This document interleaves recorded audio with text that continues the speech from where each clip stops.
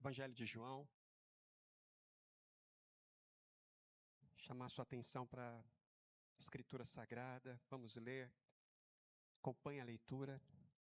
Depois disso, ou seja, depois de tudo que aconteceu no capítulo 20 de João, capítulo 20 de João, um grande capítulo, o grande capítulo da ressurreição.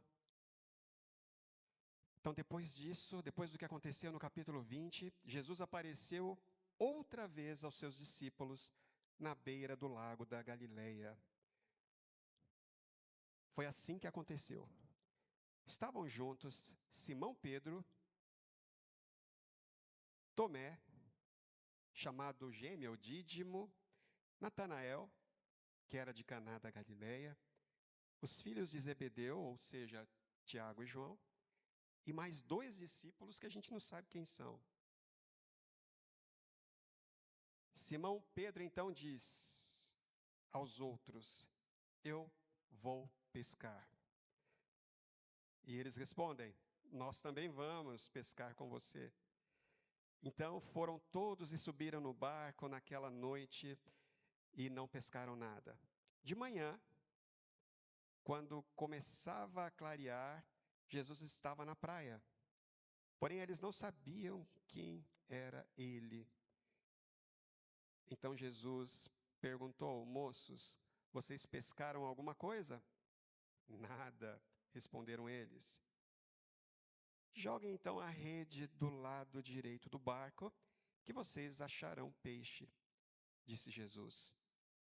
Eles jogaram a rede e logo depois já não conseguiam puxá-la para dentro do barco, por causa da grande quantidade de peixes que havia nela.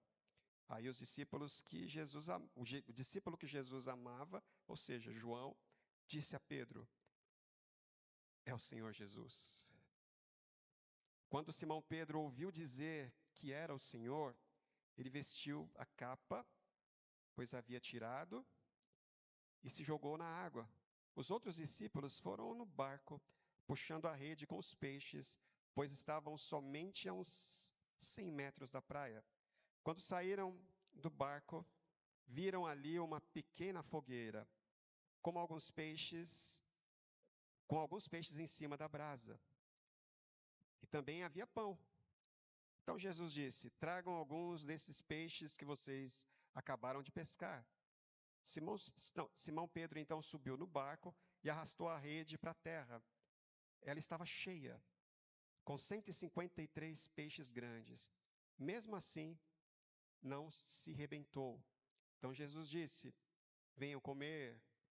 Nenhum deles tinha coragem de perguntar quem ele era, pois já sabiam que era o Senhor. Então Jesus veio, pegou o pão e deu a eles, e fez a mesma coisa com os peixes. Foi esta a terceira vez que Jesus, depois de ter ressuscitado, apareceu aos discípulos. Irmãos, uma nota aqui importante. João, então, ele está dizendo que é a terceira vez que ele apareceu para os discípulos reunidos. A primeira vez foi no próprio domingo da ressurreição à tarde, apareceu para os 11, junto com os discípulos de Emaús. No domingo seguinte, apareceu para os 11 mais Tomé, que não estava no outro, 2 vezes. E agora, ele apareceu mais uma vez para os discípulos. Só que essa aparição de Jesus, e é importante a gente entender, essa palavra usada, Jesus aparece, né? A palavra usada lá no original, a palavra grega usada, é uma palavra que comunica a ideia de revelar. Jesus se revela, ou Jesus se manifesta. Não é que, de repente, ele chegou. Não, ele se manifestou. É como se algo que tivesse invisível aos olhos se tornasse manifesto. Não é algo que estava ausente e que veio, não. É algo que estava invisível e aparece. Jesus aparece onde? Primeira vez, no meio dos discípulos. Ele tinha prometido que ele estaria com eles todo momento. Entende? Mas, de repente, ele aparece. Ele aparece. Ou seja, ele se manifesta fisicamente. De novo, quando Eles estavam com Tomé, Jesus se manifesta mais uma vez. E aqui, eles estavam pescando. E Jesus, em Nazaré, irmãos, não, na Galileia, no mar da Galileia, lá onde tudo começou, Jesus, mais uma vez, se manifesta. E eles, então, reagem a isso, né? É a terceira vez que Jesus havia, e eles já sabiam que era o Senhor. E quando eles acabaram de comer, Jesus perguntou a Simão Pedro: Simão, filho de João, você me ama mais do que esses outros? Sim, o Senhor sabe que eu amo. O que Simão responde, irmãos? Sim. Ele só responde sim. Você me ama, Pedro? Ele fala, Simão, ele fala o quê? Sim, o Senhor sabe. O Senhor sabe. Isso é importante. O Senhor sabe que eu o amo, Senhor. Então Jesus diz: toma conta das minhas ovelhas. E perguntou pela segunda vez, Simão, mais uma vez, né? Jesus repete a pergunta: filho de João, você me ama? Pedro respondeu: sim, o Senhor sabe que eu o amo, Senhor. Ele não está dizendo, poxa, acredita em mim. Ele está dizendo, sim, o Senhor sabe. O Senhor sabe que eu o amo. E Jesus responde mais uma vez: tome conta das minhas ovelhas. E Jesus pergunta a terceira vez: Simão, filho de João, você me ama? Então Pedro ficou triste por ter perguntado 3 vezes. 3 vezes. Você me ama? E respondeu: o Senhor sabe tudo. E sabe que eu o amo, Senhor. Jesus ordenou: tome conta das minhas ovelhas. E aí Jesus afirma: quando você era moço, você se aprontava e ia para onde queria. Você se vestia e fazia o que queria. Você ia aonde queria fazer o que você queria. Mas eu afirmo a você que isto é verdade. Quando for velho, você estenderá as mãos, ou seja, você vai se render.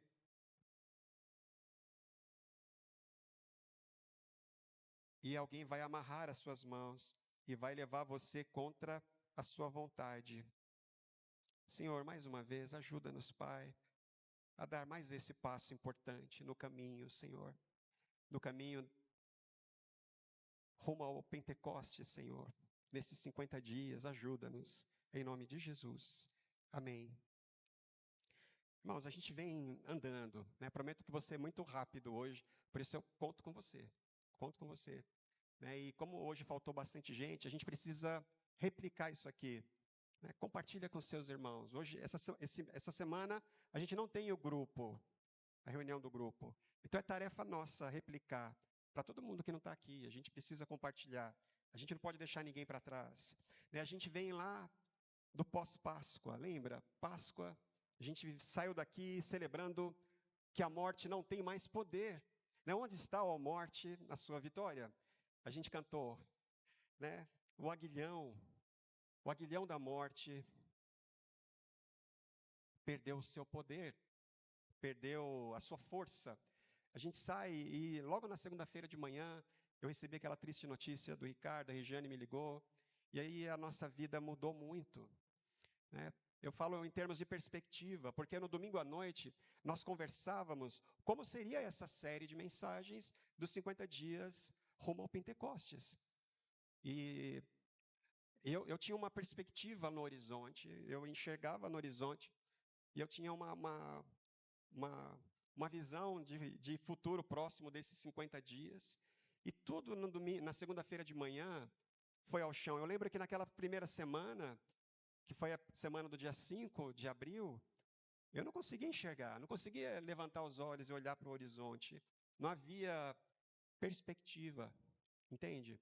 Não conseguia enxergar. Porque a nossa fé, ela foi mais uma vez testada, provada. A morte foi mesmo derrotada? Existe mesmo poder na ressurreição? O valor do sangue? mais uma vez, nós somos trazidos para essa dinâmica. E aí, o Senhor começou a mostrar o caminho. E o primeiro passo que a gente deu nessa jornada de 50 dias, né, não é triunfalista, sabe, irmãos? Como se Jesus tivesse resolvido todos os problemas da nossa vida e agora seria fácil. O Espírito vem para fazer com que a nossa vida se torne fácil, para nos dar o poder que a gente não tem, para fazer as coisas que a gente precisa fazer, e está tudo bem.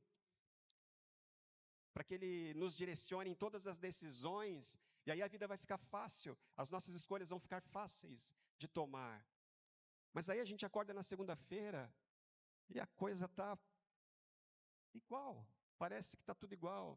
E aí aquela perspectiva que a gente ganha da ressurreição, né, do novo céu, da nova terra, do mundo novo começando, a ressurreição é isso, ela abre a realidade celestial para a nossa vida diária, não é?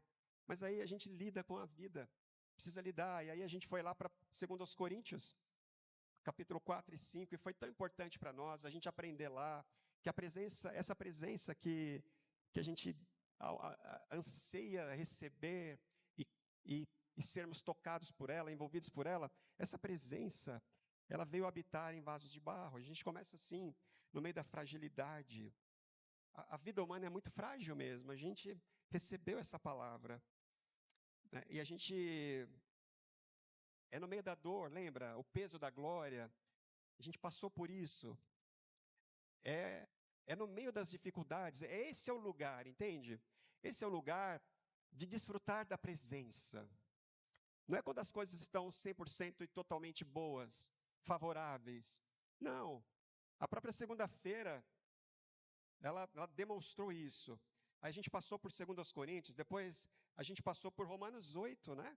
O Espírito vem para quê? Para nos tornar capazes de clamar, Abba, Pai. Abba, Pai. Ele vem para interceder por nós, porque nós não sabemos interceder. Então, se há uma coisa que o Espírito Santo vem fazer, essa presença, ela vem nos colocar dentro desse lugar, que é o lugar da oração, do clamor ao Pai Nosso, não é? Tão bom clamar, Abba, Pai. E essas palavras agora, elas têm esse significado nos nossos lábios, né? E depois a gente passou por Gálatas 5, que é essa presença que nos fortalece na batalha, uma batalha que a gente nem sabia que existia, mas era um mal que estava acabando com a nossa vida, ia destruir tudo que nós amamos, e acabar com a vida que nós amamos viver, né? A nossa natureza pecaminosa, que ela é totalmente contrária ao Espírito de Deus, mas o Espírito de Deus vem, aí inicia-se uma batalha para produzir o fruto do Espírito, e de uma maneira gloriosa, agir para que a gente pare de manifestar os frutos da carne, que vão acabar com tudo, vão acabar com os nossos relacionamentos, vai acabar com os nossos projetos, vai acabar com tudo. E aí começa a se manifestar na nossa vida real, prática, diária, o fruto do Espírito, presença que vem fortalecer, irmãos, na batalha. Né? Na semana passada, a gente aprendeu lá em Emaús, a gente passou pelo caminho que vai de Jerusalém para Emaús, né? A presença que vem restaurar a fé no caminho, não é? Aleluia, como é bom. É o que a Tati estava compartilhando aqui. É a presença manifesta, né? Mesmo na ausência aparente, a presença manifesta pela palavra de Deus, pelo partir do pão. Aleluia. E agora a gente chega aqui em João 21, irmãos. É exatamente do ponto onde a gente parou, né? É só para a gente entender, a gente está caminhando. Nós conversamos essa semana sobre o poder do amor, né? Do amor. Como a presença de Jesus mudou o dia deles. Mas muda o dia para mudar toda a vida. Muda o sentido. Eles estavam indo embora, desistindo. Aí eles voltam felizes para a comunhão da igreja, para viver a manifestação e o cumprimento das promessas de Deus. Então é nesse contexto, né, dessa presença gloriosa, né? O Evangelho de João, irmãos, é um evangelho muito especial, porque em João a gente vai ver nitidamente, ele trabalha alguns conceitos,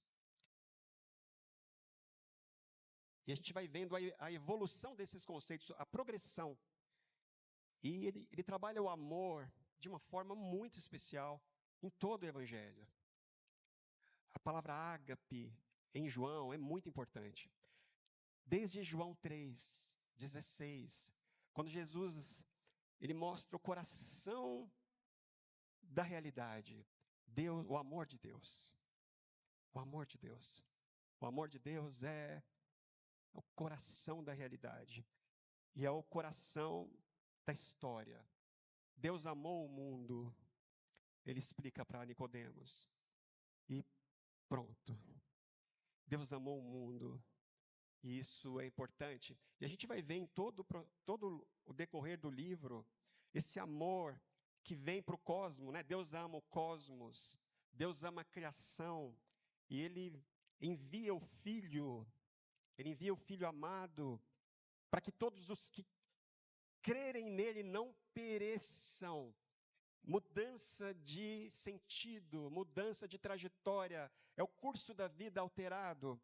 Mudança, irmãos. Todos aqueles que crerem não pereçam, mas tenham vida eterna. Então, essa mudança de sentido que acontece na história. Então, esse amor que vem do celestial para tocar essa terra de trevas, essa terra de indiferença, essa terra onde todos os amores decepcionam, onde todas as esperanças perdem razão de ser, onde toda a fé é impraticável, o amor que vem do alto, que vem do tão outro, do tão infinitamente além, ele vem até nós. Esse amor, ele se manifesta. E ele vai se manifestando de uma maneira cada vez mais pessoal, entende? A gente vai ver Jesus, no decorrer do Evangelho, se envolvendo em João, na vida dos discípulos, são os abraços. O capítulo 10 de João é o capítulo onde ele fala da figura do bom pastor. E que o bom pastor veio, é o único capítulo onde a gente não vai encontrar a palavra ágape. Mas o amor está no centro do capítulo 10, porque é lá que ele vai dizer que o pastor, ele dá vida pelo rebanho. O verdadeiro pastor, o bom pastor, ele vem oferecer a vida em sacrifício. É o amor, irmãos, e ele vai se expressando de uma forma gloriosa. E os discípulos, é só para a gente entender que essa pergunta de Jesus, né, hoje, a gente não vai poder falar sobre esse texto. Tantas coisas que a gente poderia falar, eu vou falar sobre isso durante a semana, lá no WhatsApp, eu vou mandar para vocês. Mas o que a gente precisa entender é o que está acontecendo aqui, né? É a presença que vem restaurar o amor, entende? Isso é muito importante, irmãos. Isso é muito importante. É a presença que vem restaurar o amor. Como é importante a gente entender isso.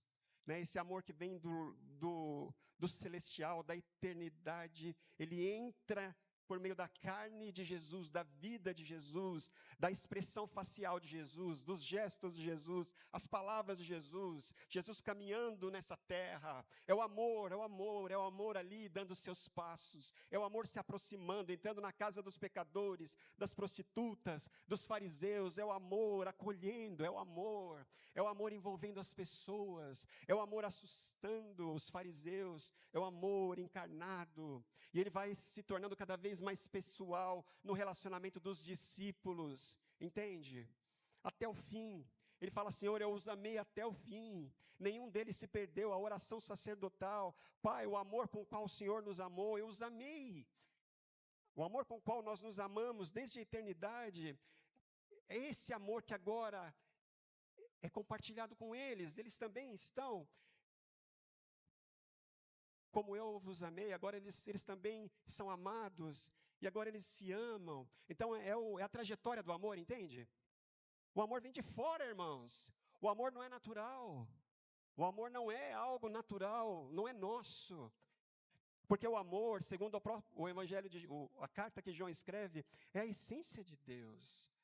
Porque o nosso amor, o que a gente chama de amor, na verdade, é interesse. É interesse.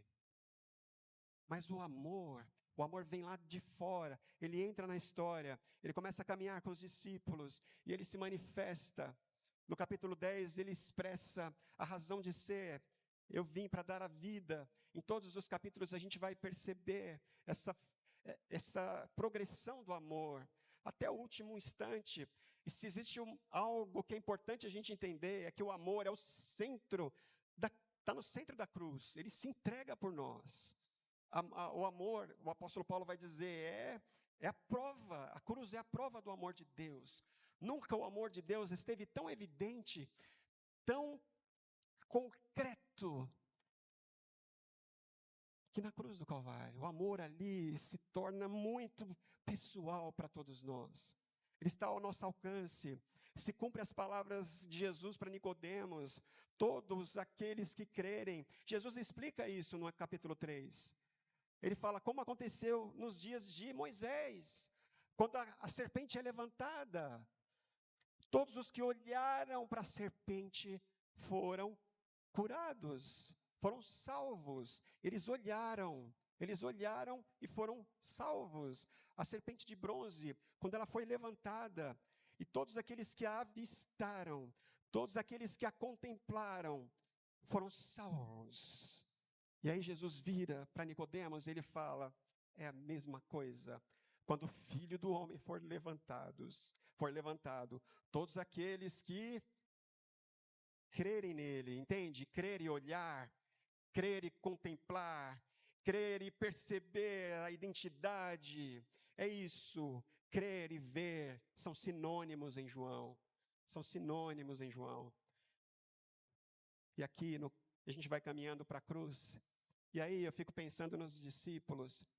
Jesus foi crucificado, ele vai para o túmulo, o corpo, e aí fica difícil, não é? Ele apareceu 2 vezes, apareceu para Maria Madalena, e é muito bonito o que acontece em João, principalmente em João, a forma como João descreve o encontro, o primeiro encontro que Jesus tem com os discípulos é com Maria Madalena, e ele a chama pelo nome, e ela responde Raboni, e ela quer abraçá-lo, quer segurá-lo, e aí Jesus fala para ela, não Maria, vai lá e fala para os meus irmãos, que eu vou me encontrar com eles. Fala para os meus irmãos que eu estou vivo e que eu vou me encontrar com eles. Fala para os meus irmãos. Ele vai lá com os discípulos. A gente viu no caminho de Emaús. Depois ele encontra com eles lá no cenáculo, porta fechada, e ele aparece. É porque ele já estava, entende? Ele simplesmente se tornou visível. Aí ele está no meio dos discípulos. Depois, uma semana depois, com Tomé, a maneira como ele vem atrás de Tomé, manifestação de amor, entende, irmãos? Tomé fala, eu preciso colocar o dedo, eu preciso. Eu não vou acreditar só porque vocês estão falando. E aí Jesus aparece para Tomé. Você quer encostar o dedo, Tomé? Tomé fala, não precisa. Não precisa. Deus meu. Teve a visão de Deus em Jesus. Deus meu, todo aquele que nele crer não vai perecer, mas vai receber vida eterna. E aí, irmãos, esse é o ponto desse encontro aqui. Jesus tinha marcado lá em Mateus, no capítulo 28, quando o anjo fala para as mulheres, avisa para eles irem lá em Galileia, no mar da Galileia. Jesus vai encontrar com eles lá. Esse encontro é muito importante, entende, irmãos? Porque é o lugar onde tudo começou. Jesus já tinha aparecido 2 vezes para eles, mas esse encontro é muito especial, porque acontece onde tudo começou. Os discípulos estavam lá pescando. Eles tiveram uma noite difícil, eles não conseguiram pescar nada. Você abre lá em Lucas 5, você vai ver essa história. Em outros trechos também dos evangelhos. Eles não conseguiram pescar nada e Jesus aparece e muda a história deles. Ali eles deixam tudo para trás. Eles deixam o barco para trás, deixam as redes para trás, e eles começam a seguir Jesus e a amar Jesus, e eles andam com Jesus pelo caminho, nos casamentos, nas festas, nas cerimônias, nas idas e vindas, nas dificuldades, nos problemas, e eles passam a amar Jesus e serem amados por Jesus. Essa vida, essa dinâmica, a gente vai vendo essa progressão em João, mas não é o fim, entende? Aí Jesus agora, ele está presente, mas ele está ausente, invisível aos nossos olhos. Como assim agora? Entende? Mas aí Jesus aparece para eles aqui no Mar da Galileia, irmãos. Jesus aparece e entende que a ressurreição, aqui em João, a ressurreição, ela vai mostrar que o amor não é uma coisa que a gente sente, não é algo que está dentro de nós e a gente, é uma maneira de nós nos expressarmos, não é isso. Aqui em João, o amor é a maneira como essa realidade de Deus, a gente passa a viver essa realidade de Deus dentro de nós. É por meio do amor, é uma virtude teológica, entende? Fé, esperança e amor não são naturais. Fé, esperança e amor, elas vêm do alto, de alguma maneira. Ele fala para Pedro, ele podia ter falado tantas coisas. Pedro, você acredita agora? Pedro, você consegue acreditar? Eu resolvi seu problema. Eu resolvi o seu problema de dificuldade de entender. Eu resolvi o seu problema com a falta de capacidade de me reconhecer. Não é isso que Jesus pergunta. Qual a pergunta de Jesus? Na verdade, é a única pergunta importante. É o centro de tudo. É o centro de tudo, entende, irmãos? E a ressurreição, isso é maravilhoso. A ressurreição é a restauração, irmãos. É a restauração do amor. Entende? Jesus ressurreto é diferente. A morte ficou para trás. Não há mais, irmãos, não há mais. Não há mais. Entende? É por isso que o apóstolo Paulo fala: onde está a morte, a sua vitória? Onde está a morte, o aguilhão, o seu instrumento de tortura, né? Que fica, é o espinho na carne que Paulo fala, a mesma expressão, que fica atormentando todos os dias, o enviado do diabo que fica nos atormentando, essa pressão, essa necessidade que a gente tem de controlar, de cuidar de tudo, porque a gente vai ficar sem as pessoas. Irmãos, o amor, a morte era o fim do amor, não é mais. A ressurreição agora, Jesus ressurreto, ele vem para dizer: Pedro, você me ama? Você me ama? Você me ama, Pedro? E Pedro responde: o Senhor sabe que eu te amo. O Senhor sabe.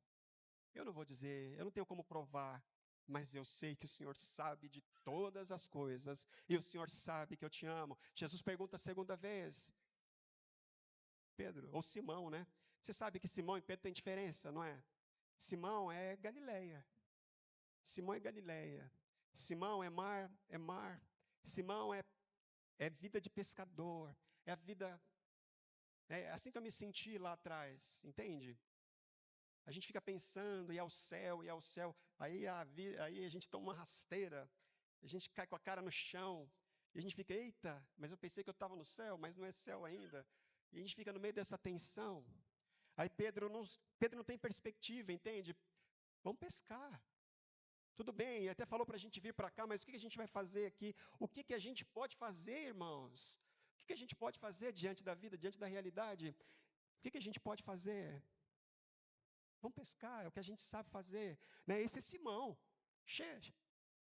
Porque Pedro não tem nada a ver com ele sabia. Esse negócio de Petros, de Pedro, de rocha, eu não me vejo assim, não sou assim. Eu sou Simão, vamos pescar, é o que a gente sabe fazer. E aí ele chama assim, o povo, os irmãos, vamos embora. A gente sabe fazer isso, e eles vão pescar. E aí lá eles têm esse encontro, irmãos. Mais uma vez, da mesma maneira como foi a primeira vez, entende? Jesus vem para aquele lugar, olha só, Jesus vem para esse lugar onde ele encontra Simão, não é Pedro. Você me ama, Simão? Sim, Senhor. Sim, Senhor. Então Jesus fala, então cuida das ovelhas. Simão, você me ama? Sim, Senhor. O Senhor sabe que eu te amo. Então cuida das minhas ovelhas. E aí quando ele pergunta a terceira vez, aí tudo faz sentido para Pedro. Fala que ele se entristece porque ele é levado diretamente. Essa expressão ali da fogueira, sabe, irmãos? E da brasa. Essa palavra só se repete na Bíblia uma vez. São duas, né? A outra vez que ela aparece é na fogueira da brasa, onde Jesus nega Jesus. Entende? É então, ele é levado diretamente para aquela terceira afirmativa dele, ou negativa, eu não conheço esse cara. E aí ele até pragueja contra Jesus. Ali ele rompe, né? Ele fala, ele lembra aquele momento. Jesus, ele traz ele de volta. Quando ele fala a terceira vez, você me ama? Terceira vez que ele negou. E aí Jesus se encontra com ele, fala para ele, então vai cuidar das minhas ovelhas. Ô Pedro, no começo você achava que você ia fazer o que você queria, mas não vai ser assim. Aleluia, aleluia, que não vai ser assim. Sua vida vai ser gloriosa, não é? Você não vai ser pescador de peixes, você vai ser um pescador de homens. Aleluia. O Senhor veio para restaurar, irmãos, né? O poder da presença que restaura o nosso amor. Eu não sei você aqui, não sei você, mas Deus está te levando para esse lugar hoje. Deus está te levando até esse lugar, até aquele lugar onde onde Ele te encontrou, cheio de expectativas, aquela outra vida do passado. Ele vai te levar lá nesse lugar agora, lugar de restauração do amor, de restauração da missão. Vai cuidar das minhas ovelhas, vai apacentar as minhas ovelhas. Levanta daquela experiência uma outra pessoa, irmãos. Finalmente, Pedro, né? Petros, Simão ficou para trás. Agora Petros. O amor, irmãos, é a única maneira, entende? Não é uma coisa que a gente sente. O amor é o que nós precisamos. Jesus é a única coisa que a gente precisa. Tem a ver com relacionamento íntimo, diário, contínuo, com a presença. É contar com a presença. É diário, irmãos. Amém? O Espírito Santo está aqui para isso, para restaurar o seu amor. Você precisa amar o Senhor todos os dias. Senhor, eu te amo, o Senhor sabe, o Senhor sabe, o Senhor sabe. O Senhor sabe o quanto eu odeio o pecado, o Senhor sabe o quanto eu odeio pecar, o Senhor sabe, mas eu ainda peco, mas eu ainda caio, eu ainda tropeço, e o Senhor sabe como eu fico quando isso acontece. Senhor, o Senhor sabe que eu te amo, o Senhor sabe que eu te amo, vem me ajuda, vem encontrar comigo aqui, vem restaurar o meu amor por ti. Restaura, Senhor, restaura a missão, em nome de Jesus. Amém, irmãos?